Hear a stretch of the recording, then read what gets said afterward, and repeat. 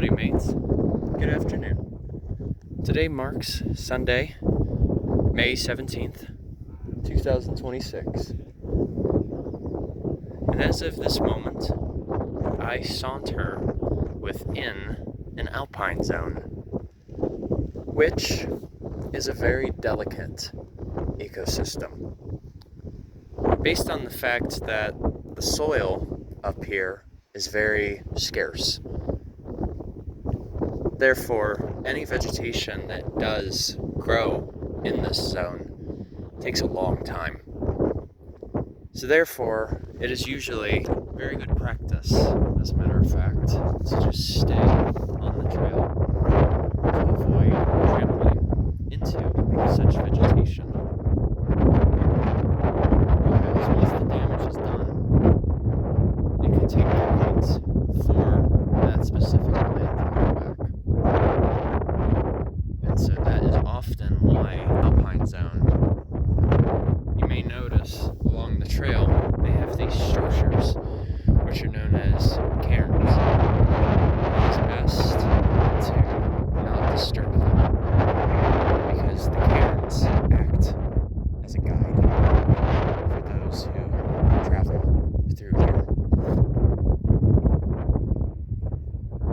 But some examples of vegetation that you will find may include the balsam fir, which is known to basically have like a cluster of needles, almost like a brush. The needles themselves have blunt tips, and that is usually a key indication that you're looking at a fir type of conifer in terms of classification. Another example of vegetation that you'll find is known as the Diapensia lapponica. It basically looks like a succulent, but they'll attach themselves closely to the granite. Now, it is important to note that this is a flower that often blooms usually once every 18 years. And when it does bloom, it'll happen during the month of June. And actually from the pictures I've seen, they're quite a gorgeous flower. So yeah, it is a great example of using one of the leave no trace principles. Principle number 4, to be exact, which is leave what you find. It's best to just take pictures,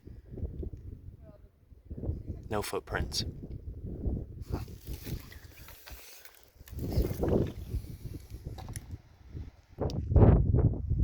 You must also be wondering where it is that I'm located.